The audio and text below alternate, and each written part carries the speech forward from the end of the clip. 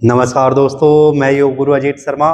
आज मैं आपको एक बात बताने जा रहा हूँ, बहुत ही ज़्यादा ज़रूरी बात, आपके जीवन से जुड़ी हुई, सबके जीवन से जुड़ी हुई। तो दोस्तों, आप जो भी जीवन में पाना चाहते हैं, जो भी, वो सब आपको मिलेगा, सब कुछ।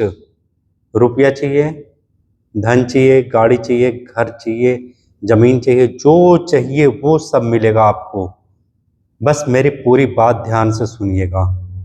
तो दोस्तों, प्रकृति जो है ना, ये प्रकृति ये देने के लिए बैठी हुई है हमें। आप इससे मांगिए, प्रकृति से मांगिए, सच्चे मन से मांगना है इससे। प्रकृति से आप सच्चे मन से जो कुछ मांगेंगे, प्रकृति आपको देगी। इस बात पर विश्वास रखिएगा आप।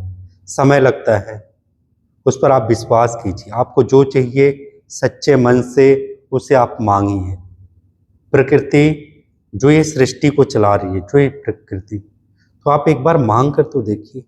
वो देने के लिए है, परमात्मा देने के लिए, परमात्मा से मांगिए, सब आपको मिलेगा। लेकिन सच्चे मन से, सच्चे हृदय से आप मांगिए, आपको मिलेगा। अगर आप नहीं मांगेंगे तो नहीं मिलेगा। ठीक है, इस बात को ध्यान रखिएगा। आप जो मांगेंगे वही मिलेगा। लेकिन आपके विचार शुद्ध हो, पवित्र हो, तो आपको निश्चित ही सब कुछ मिलेगा। ठीक है, इस बात को ध्यान में रखिएगा। और दोस्तों, आप लोग सकारात्मक सोच रखते हैं।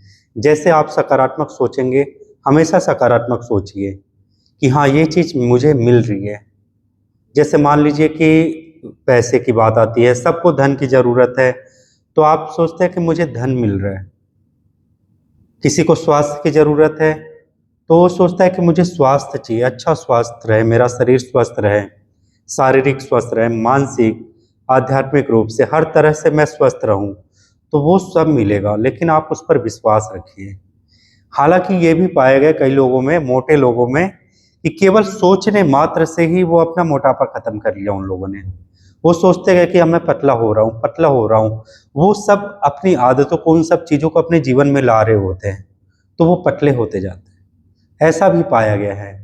ठीक है, ऐसा भी पाया गया है जिसे के पास कुछ भी नहीं है, लेकिन इरादा नेक होता है, सच्चा होता है, और सच्चे मन से, ईश्वर से, प्रकृति से जो मांगता है वो उसको सब मिल जाता है। निर्धन व्यक्ति भी अगर सच्चे मन से, सच्चे हृदय से ईश्वर से कुछ मांगे तो उसको भी धन मिल जाता है।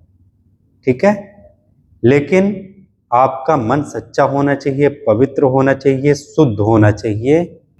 अगर आप नकारात्मक चीज़ों के बारे में सोचेंगे, नेगेटिविटी के बारे में, तो आप जो है अपने आसपास नेगेटिविटी को ही ऑब्जर्व कर रहे हैं, उसको ही इकट्ठा करते जा रहे हैं।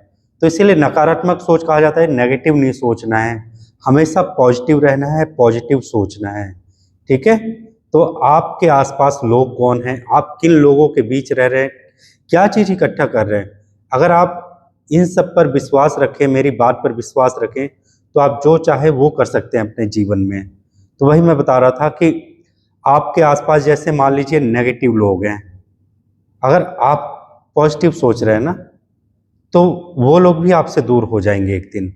अगर आप उन्हीं में इन्वॉल्व हो गए, नेगेटिव लोगों में, तो आप भी नेगेटिव होते जाएंगे। आपका भी माइंड वैसे ही सोचने लगेगा, वैसे ही काम करने लगेगा, तो आप भी नेगेटिव होते जाएंगे। तो इस बात को ध्यान में रखिएगा कि हमेशा आपको अपनी तरफ से पॉजिटिव सोचना है, अच्छा बोलना है, अच्छे से बोलना है, रिस्पेक्टफुली बोलना है।